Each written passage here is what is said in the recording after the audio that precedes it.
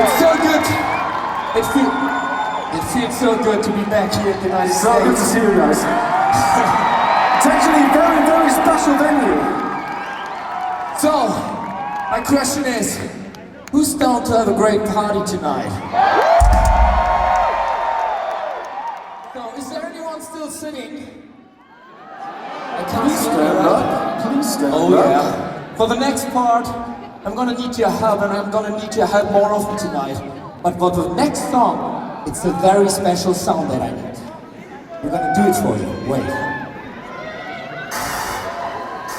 Come on.